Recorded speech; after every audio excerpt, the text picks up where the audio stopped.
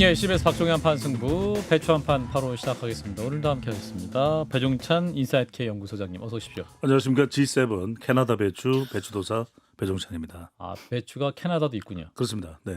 확인해 보겠습니다. 캘거리. 네. 캘거리는 뭐예요? 2주 만에 오셔서 네. 예, 자 이상은 크리에이터 어서 네, 오세요. 반갑습니다. 예, 자 그리고 오늘도 장유미 변호사님, 정홍임 전 의원님 어서 오세요. 안녕하세요. 자 일단 G7 얘기부터 해보겠습니다. 이제 일단은 이재명 대통령이 취임한 지 2주일밖에 안 됐는데 이제 정상회의, 정상과의 만남을 준비하느라 아마도 굉장히 바쁘지 않았을까 싶기도 한데, 자 긍정적으로 평가할 부분이 있을까요, 배 소장님? 네, 이걸 이제 우리가 이른바 임기 초반의 순방 효과라고 하는데 보통 예. 한 지지율이 5에서 한 7%까지 변화가 있습니다. 예. 그런 이유는 이제 일단 노출이 많이 됩니다. 관련된 뉴스가 많이 쏟아지고 뭐 트럼프 대통령과 뭐 불발된 사연도 여러 가지 또 사연으로 소개되고 예. 지금 일본 정상과는 회담이 지금 만났는지 모르겠습니다. 이렇게 예. 한다고 얘기를 하니까 그 외에도 18일로 됐죠. 네네. 이 한일 뭐 정상회담. 호주 총리라든지 이렇게 다양한 다자 외교에서의 만남이고 그러다 보니까 또 다른 순방까지 연결이 되거든요. 나토 정상회의. 그러다 보니까 이제 이게 일단은 상당히 많이 노출된다라는 거. 그다음에 순방 효과가 대체로 좀 긍정적인 내용이지 부정적인 내용은 많지 않거든요. 예. 더군다나 첫 다자 외교에 이제 참석하는 거. 세 번째는 이제 이런 것들이 대통령에게는 상당히 또 이제 임기 초반에 탄력을 받는 그런 거죠. 그러다 보니까 미국에는 그런 이야기가 있더라고요. 미국 대통령은 한국 대통령도 마찬가지인데 비행기에서 내리기가 싫다. 왜냐하면 순방 외교 다 좀 좋은 내용인데 내리는 순간 뭐 인사 뭐 또 민생 통합 뭐 이런 국내 이야기는 좀 지끈지끈하거든요. 물론 뭐 그걸 또 다 다뤄야 되는 것이 대통령의 자리이고 또 지도자의 위치지만 그런 만큼 순방 효과는 있을 것으로 보입니다. 사실 대통령이 해외 나가면 또 정상 대우를 받고 국빈 방문 수준으로 이렇게 대접을 받으니까 굉장히 기분 좋죠. 정 의원님도 이제 국제통이시니까 외교통이시니까 이번 G7 지금 아직 시작 단계이고 구체적인 더 안 나왔습니다만. 어쨌든 참석은 잘했다라고 평가하고 싶고요. 예. 또 이후에 있을 나토도 참석할 것으로 기대를 해봅니다. 예. 존 F 케네디 대통령이요, 이런 유명한 말을 했어요. 국내 정치는 잘못하면 선거에서 지면 그뿐이지만 대외 정책을 잘못하면은 이건 생과 사의 문제다. 죽을 수 있다. 이런 얘기를 했거든요. 예. 그만큼 대외 정책이 중요하다고 볼 수가 있고요. 또 많은 그런 다자 회의가 있지만 에이펙이라든지 뭐 아프 여러 가지 다자 회의가 있거든요. 예. 근데 G7하고 그 이후에 있을 나토는 성격이 달라요. 예. 이거는 초청해 주기를 굉장히 원하는 나라들이 많습니다. 그래서 요번에도 초청받은 국가끼리 지금 정상회담을 먼저 하지 않습니까? 다른 다자회담은 일종의 톡숍이지만은 여기서는 정말 마음먹기에 따라서는 건질 수 있는 게 많습니다. 예. 미국, 일본뿐만 아니라 세일즈 외교라든지 또 그 나라들이 전 세계에 잘 사는 7개 국가잖아요. 그러니까 우리가 정말 파고들어서 해야 될 일이 상당히 많죠. 그래서 이제 한미 정상 첫 번째 두 이재명 대통령, 트럼프 대통령과의 만남이 일단 불발이 되는데 네. 불발이 됐지만 그럼에도 불구하고 또 그 남은 시간 동안 얻을 게 많다라는 의미인 거죠, 의원님? 그렇죠. 불발이 된 거는 좀 안타깝지만 네. 과연 이 트럼프, 물론 지금 중동이 상당히 심각하긴 한데 기껏 와가지고 또 그렇게 가는 게 결례냐 아니냐 뭐 이런 논란도 있을 수가 있는데요. 예. 그게 뭐 우리 잘못은 아니지 않습니까? 미국 정부한테 양해를 구했다고 하니까 통제할 수 없는 일이고 예. 미국하고 정상회담 예약을 뭐 우리만 했겠습니까? 그렇죠. 예. 그리고 우리로서는 이제 관세 협상 등 뭐 현안이 많다 그러는데요.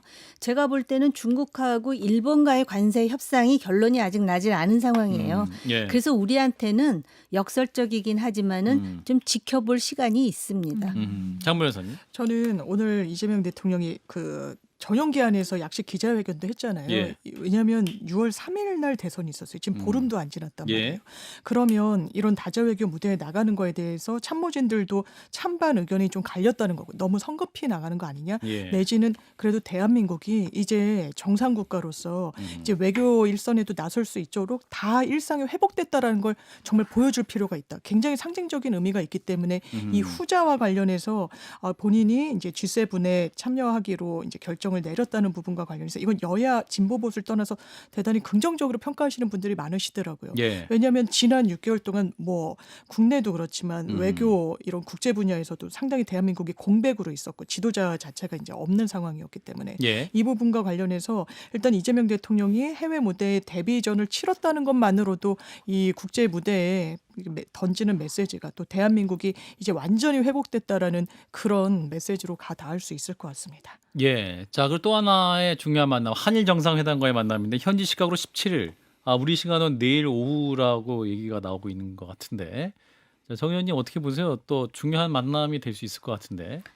이게 이제 그 윤석열 전 정부 때 예. 한일 관계에 대해서 과거사 문제가 산뜻하게 정리되지 않은 상황에서 상당히 서두를 뿐만 아니라 소위 그 뉴라이트적 역사관까지 또 개입되면서 굉장히 국내 정치적 논란을 일으켰잖아요. 예. 그래서 한일 관계가 상당히 묘한 데다가 1965년에 한일 관계가 정상화됐으니까 올해가 상당히 중요한 기점이에요. 예. 2025년이잖아요. 그런 상황에서 그 일본과의 과거는 아직까지도 우리가 풀리지 않은 여러 가지 숙제가 있지만 예. 북한의 핵 미사일 공격으로부터 자유롭지 못하다든지 또는 미국의 대중관계 때문에 여러 가지로 지정학적인 압박을 받는다든지 또 미국의 그 관세를 올리는 문제로 똑같은 그 이해관계에서 대응을 해야 될, 그러니까 여러 가지로 손을 잡고 협조하고 조율해야 될 나라가 오히려 일본이 된 거죠. 예. 그래서 이제 그러한 과거사의 문제로 국내 정치적인 또 국민적 감정이 있으나 그럼에도 불구하고 얼마나 실리를 찾는 실용 외교를 하느냐, 이거는 이제 이재명 정부의 능력과 관계된 일이겠죠. 네, 소장님. 저는 뭐 한일 관계에서는 더 성숙하고 견고한 관계를 이시바 시게루 총리와의 대화에서 이야기를 했지 않습니까? 예. 그런 만큼 저는 분명하게 선을 구분할 것으로 보입니다. 이재명 대통령은 의원 시절에도 따질 건 따졌어요. 과거사와 관련된 부분은. 예. 하지만 지금 안보적으로나 또는 외교적으로나 문화적으로나 이런 부분은 우리가 한일 협력을 안 할 수가 없거든요. 예. 그런 만큼 그 부분은 분명히 한다고 했고 실제로 이시바 시게루 총리와 통화할 때 내용들이 상당히 좋았거든요. 그런 만큼 한일 관계는 앞으로 일부에서 이제 우려하는 대로 문재인 정부에서 이제 뭐 토착 외구 이런 이야기가 노저편이 있었기 때문에 그런 식으로 돌아가는 거 아니냐 그러는데 저는 그렇지는 않을 걸로 봅니다. 상당히 한일 관계도 굳건하게 계속해서 이어질 것으로 보입니다. 예, 그럼 여기서 호주에 나가 있는 이재명 대통령을 만나겠습니다. 대통령님. 예, 따따따따 1호기 날아라. 노래를 하려니까 힘드네요. 제가 1박 3일 동안 정말 힘들었습니다. 아들도 결혼시키고 1호기도 타보고 저희 그 부인 옷이 예쁘지 않았습니까? 한복 입었던데. 아, 예. 예. 뉴스를 안 봤습니다. 보셨습니까? 예, 봤습니다. 한복 입은. 안 보신 분들 예의가 좀 없는 것 같고. 우리 배 소장님 뭐 예. 혹시 저희 뭐 결혼식장에 초대 안 했는데 오신 거 아니죠? 뭐 고기가 많이 없어졌다 이런 얘기를 들어가지고. 그 삼천각이 밥이 맛있는데. 예, 뭐좀 이상한 소리 하지 마시고. 어쨌든 지금 굉장히 중요한 시국입니다. 예. 그래서 트럼프 대통령과 골프 연습을 이거 많이 하고 있는데 예. 좀 아쉽지만 그래도 한일 정상회담 저희가 이 정상화된 지 60주년입니다. 예. 올해가 그런 해인데 최대한 국익 중심으로 판단해 보도록 하겠습니다. 예. 자, 일단 G7 정상회담 일정 잘 마무리를 하시고, 자, 민주당 얘기로 넘어가 보겠습니다. 자, 지금 이제 당 변호사님, 이제 민주당들 여론을 보니까 정청래 당대표 해야 된다, 박찬대 의원이 해야 된다, 2파전 구도인 것 같습니다. 근데 그 안에서 또 갈등이 너무 격화되는 네. 것 같아서 갈라치기 경계령까지 나와요. 그러니까요. 당원들 사이에 조금 뜨거워지는 기류가 없지 않는 것 같고. 그래서 어제 장 변호사님도 박정 그래서 정박할 정박, 것이다. 예, 예. 예. 그래서 막 이를테면 과거의 발언을 막 파묘하는 거예요. 과거에 뭐 이재명 대표에 대해서 뭐라고 얘기를 했네요. 근데 그런 거는 서로 도움이 되지 않고 이제 과거에 무슨 발언도 있지만 거기서 한 발치도 못 나아가는 모습으로 계속 일관했다면 모르지만 계속 어쨌든 뭐 스킨십도 쌓고 신뢰도 이제 뭐 쌓아가는 그런 이력을 두 정치인이 모두 갖고 있기 때문에 예. 거기에 있어서 차이가 크지 않다라고 보여지고요. 아마 이 부분과 관련해서는 당대표로 누가 민주당을 더 잘 이끌 것이냐 그리고 정말 여당의 당대표로서 이재명 정부를 어떻게 잘 지원할 것이냐에 방점을 찍는 게 맞지 과거 발언, 과거의 행위 이런 거에 너무 얽매일 필요는 없고 특히 당원들이 그래서 저는 지금 뭐 조금씩 과열되는 거 아니냐라고 하는데 이것도 건강하게 잘 풀어낼 거라고 생각합니다. 예, 정 의원님. 외부자의 시선이기 때문에 예. 뭐 듣고 흥분하실 필요는 없을 것 같은데요. 무슨 말씀하시려고? 긴장돼요. 아니 말씀해 주세요. 그 원내대표 뽑을 때도 예. 결국은 이건 제 혼자만의 생각이에요. 예. 결국은 이재명 대통령과 아주 돈독한 관계에 있는 인사가 원내대표로 결국은 아들의 취업 문제에도 불구하고 예. 되지 않습니까? 예. 그래서 이 정청래 의원이 박찬대 의원이 당대표가 돼도 상관이 없다. 제가 아는 정청래 의원은 이런 스타일로 말하는 사람이 아닌 것으로 알고 있거든요. 이것도 다 외부자의 시선입니다. 그래서 결국은 이 두 사람이 이재명 대통령의 명심에 대해서 지금 심기를 헤아리고 있는 중이구나라는 생각마저 드는데요. 예. 아마 이건 좀 고려해야 될 거예요. 지금 당대표 하는 사람은 아마 내년에 지방선거를 해야 되고 그렇죠. 그 다음에 당대표가 되는 사람이 이제 총선을 맡아서 하는데 맞아요. 지금은 군기가 바짝 들어 있는 상황이지만 그 다음에 당대표 하는 사람은 상당히 자율적으로 뭔가 자기 정치를 하려고 들 거예요. 그래서 순서대로 보자면 예. 정이 먼저 하는 게 차라리 나을 수도 있어요. 이것도 순전히 제 개인 생각이에요. 그러나 박찬대 의원이 당대표가 네. 돼도 상관이 없다. 정청래가 당대표 돼도 상관없다. 그러니까 보기 드문 당대표 경선을 한국 정치사에 보게 될 수도 있을 것 같아요. 형님 먼저 아우 먼저 해가면서. 약간 가위바위보 느낌이긴 한데. 가위바위보도 안 할 것 같아요. 저는 지금 적어도 이 어제 그저께까지만 하더라도 박찬대 의원이 상당히 좀 유리할 수 있는 뭐 상당히까지는 아니더라도 그런데 지금 정청래 의원의 이 발언으로 좀 또 달라질 것 같아요. 왜냐하면 정청래 의원은 지금 절치부심, 와신상담, 옹고지신, 호영호재 모드로 접어들었다. 그러니까 이제 지금 8월 1일이니까 한 달 이상 남아 있거든요. 예. 그러니까 내일이라면 박찬대 의원이 유리할 수 있어요. 왜 그러냐면 지금 두 사람이 가지고 있는 당내의 영향력이라는 게 정말 용어상박이에요. 그러니까 두 사람 다 찐명, 두 사람 다 대선의 기여도가 법사위원장, 원내대표. 그러니까 뭐 어느 한 사람이 당대표가 된다고 해도 이상할 게 없어요. 근데 예. 이제 정청래 의원은 조금 독자, 그다음에 보스형이고 그다음에 박찬대 의원은 관리 비서형이니까 관리 비서형 쪽을 선택하지 않겠냐. 그리고 이재명 대통령의 특징이 뭔가 자꾸 이렇게 뭐 독자적인 발언하고 이런 거 좀 싫어한다 그래요. 그러면은 그냥 결혼식에 왔으면 결혼식만 잘 보고 가면 되는데 그 오리엔트식의 이 소년공 친구들을 만나서 굳이 이재명 공부 잘했어 이런 거 왜 물어봤을까? 그러니까 이제 원내대표 때도 뭐 서영교 의원의 발언 그건 뭐 다시 덜추지는 않겠습니다. 그러니까 그러다 보니까 박찬대 의원 쪽에서 가까워지는 거 아니냐 이렇게 생각할 수 있는데 저는 이 발언을 보고 깜짝 놀랐어요. 왜냐하면 정청래 의원이 이재명은 정청래, 정청래는 이재명 그랬거든요. 그것도 좀 거슬릴 수가 있어요. 그런데 자, 박 의원이 돼도 좋다. 이 이야기는 조금 유연하게 열어가면서 모드를 바꾸어서 한 달 내에 전세를 역전하겠다. 이 의미입니다. 저는 그래서 오늘부터가 지금 정청래 의원이 무서워진다. 호랑이 정청래. 공격적으로 호랑이 나간다? 정청래예요. 어허. 네. 호랑이 정청래입니다. 박찬대 전 원내대표도 이제 다음 주 정도에 아마 출마 선언을 할 것이다라는 보도가 있습니다. 자, 그런데 이재명 대통령이 의원실을 비웠잖아요. 국회의원 회관의 818호실 명당이라고 그러죠. 그러니까 좋은 자리다. 또 이게 전망도 좋고. 네. 근데 그 방의 주인이 박찬대 의원. 기사가 나왔.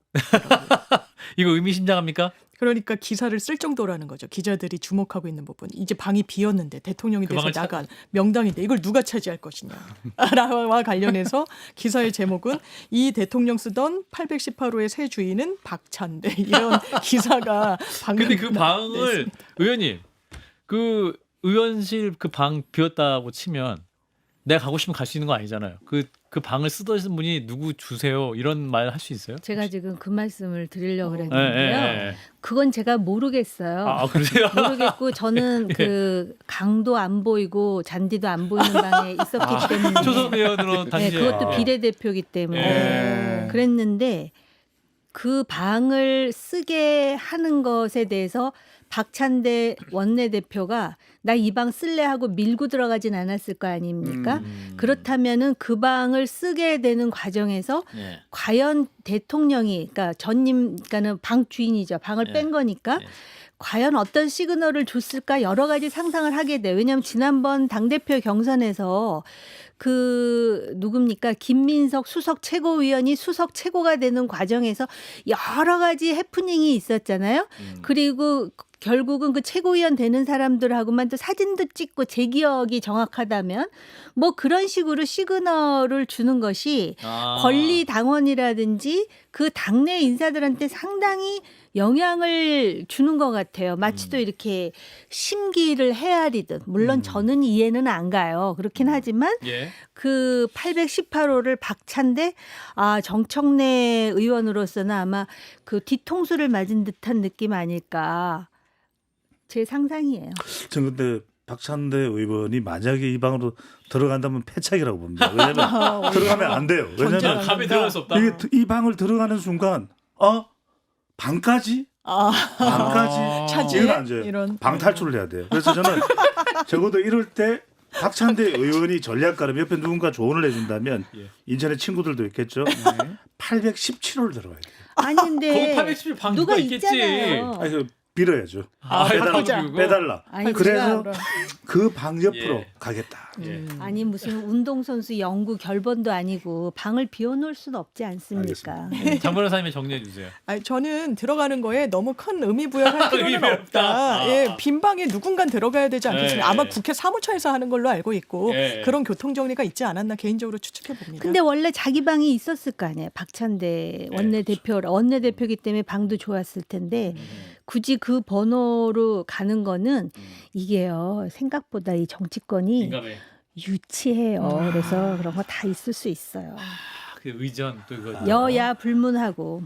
자 이런 가운데 이분이 또 굉장히 할 말이 많으실 것 같긴 한데 저 차기 민주당 대표 선거 이분은 또 어떻게 보고 계시죠? 송영길 전 대표님. 내가 만일 사면이라면 어디였습니까? 옥중에 있으니까 먹고 싶은 게 참 많은 송영길입니다. 정말 짜장면, 라면, 그리고 우동, 냉면 그 중에서 사면이 제일입니다. 그게 소나무를 살짝 뿌려가지고 먹으면 정말 맛있는데 왜 언론은 조국 사면 속되면 노래는 부르는데 왜 송영길 사면 부르지 않습니까? 배종찬 수장 뭐 하는 거예요? 물병을 던져버리고 싶었습니다. 배종찬 수장이 나서가지고 지기현도 만나고 해야지. 사람 잘 풀어준단 말이야. 분노하고 있습니다. 그렇습니다. 아 예. 굉장히 내가 만일 알겠습니다. 사면이라면 예, 고생하셨습니다. 송영길이었습니다. 노래만 안 했으면. 예. 자 일단 국민의힘을 넘어가 보겠습니다. 자 어제 신임 원내대표에 TK 3선 소원석 의원이 선출이 됐는데 오늘 오후에 귀국하셨습니다. 귀국하고 또 기자들과 만나서 한마디 하고 사라지신 걸로 아는데 자 홍준표 전 시장님 나와주실까요? 안녕하십니까. 기자들이 와 이렇게 많습니까? 그런데 그 CBS가 째째합니다. 저요? 박앵커는 왜 마중 안 나와시요? 아 맨날 양복만 입고 있으니까 나올 틈을 없는 거죠. 공항으로 좀 나와라. 예. 아니 뭐 이정주나 뭐 이런 기자들 불러들여. 김광일이나. 야들은 뭐하고 앉았노?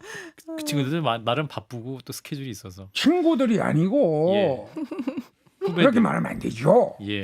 앵커까지 하셨습니다. 알겠습니다. 그래서 예. 내가 하고 싶은 말은 이재명 정권을 보면은 옛날 초코바 광고가 생각납니다. 초코바. 못생겨도 맛은 좋아. 매치 봐. 또 감탄사 합니다. 그 먹을 거 나오니까 또 배정찬 예. 매치 봐. 음. 못생겨도 맛은 좋을 겁니다. 그 칭찬하신 거죠 이재명 정부. 가만히 있어봐요. 그래서 이번 정권은 도덕성이나 이런 게 본 게 아니라 국정 운영 능력을 본 겁니다. 예. 그걸 몰라요 기자가. 예. 명심하겠습니다. 명심하세요. 그 나중에 고맙습니다. 저희가 나중에 차량 동승 라이브로 한번 모실 수 있으면 배울 수 있으면 그것도 좋겠습니다. 내는 왜 안 태우십니까? 아 그러니까요. 그것도 째째하다. 예 연락드리겠습니다. 예. 고맙습니다. 자, 국민의힘 지금 이제 어제 송원석 원내대표가 이제 첫 원내대책회의에서 철저한 반성과 쇄신 필요하다. 혁신위원회 가동도 좀 얘기하는 것 같은데 정 의원님 어떻게 보세요? 결과도 함께 짚어주시면서. 우선 그 송원석 원내대표가 예.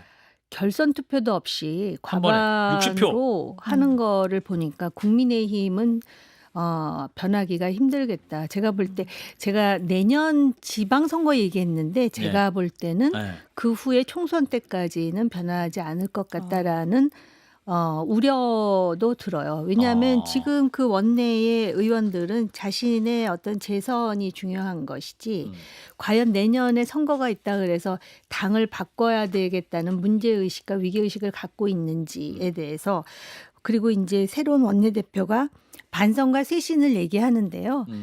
반성과 쇄신이라는 상투적인 발언이 중요한 게 아니라 일단 행동으로 옮겨야 되거든요. 행동. 근데 행동이 그렇게 가볍게 또는 신속하게 이루어질 것 같지 않다라는 생각이 들어요. 관성이라는 게 있고요. 그리고 비록 108석인가요? 107석이 됐죠. 그럼에도 불구하고 거의 하는 행태는 그 소위 사라지기 직전에 공룡과 같다구나 해야 될까? 아하, 빙하기를 맞이하고 그렇습니다. 있네요. 그래서 사실은 이 변화라는 게 어떤 그 자기의 위기가 아니면은 변화의 동인이 잘 생기지 않는 게 그 바닥의 생리인가라는 생각마저 들 정도로. 근데 이제 이 정치인이 관료 출신으로 상당히 그 뭐라 그럴까. 아마 드라마틱한 어떤 반전이나 그러한 어떤 상황을 연출해가지고 계속해서 국민의힘이 관심을 받는 그런 상황은 못 만들 것 같지만 그렇다 그래가지고선 그 뭐라 그럴까 아무튼 친윤이 다수다.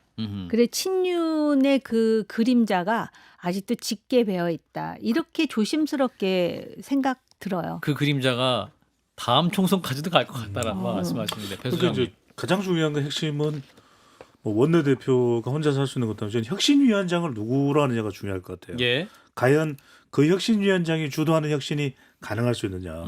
왜 그러냐면 뭐 우리 당들의 현상은 혁신위원회를 설치하고 혁신을 안 하잖아요. 예. 혁신위원회를 설치하는 순간 혁신을 안 해요. 근데 과연 이번에는 이 혁신위원회를 통해서 왜냐하면 김용태 비대위원장이 제안한 5개 제안 사항이 다 혁신위에서 검토될 만한 내용이거든요. 5대 개혁안. 그러면 혁신위원장을 정말 그 썬소리를 하고 그것을 당에서는 가감 없이 받아들일 수 있는 혁신위원장. 제 머릿속에는 한 사람이 떠오르긴 합니다. 누구죠? 아. 정호기 의원. 네. 예. 저요? 네. 저 당 적 없어요. 알겠습니다. 아, 그러니까 그래서- 외부인 시선으로 오케이. 네네. 계속. 그래서 중요한 것은 그게 아니면은 네. 지금 중요한 것은 결과적으로는 송원석 원내대표가 하는 이야기가 수도권 민심을 복원하겠다는 것이거든요. 그런데 예. 수도권 민심 복원이 아니라 당내 통합이 우선입니다. 당내가 이렇게 친윤 친한으로 분열돼 있어서는 예. 아무것도 할 수 없거든요. 그럼 그걸 어떻게 하겠느냐? 가령 그러면은 친한 쪽을 혁신위원장으로 임명할 수 있느냐? 지도부 구성을 친한과 함께 할 수 있느냐?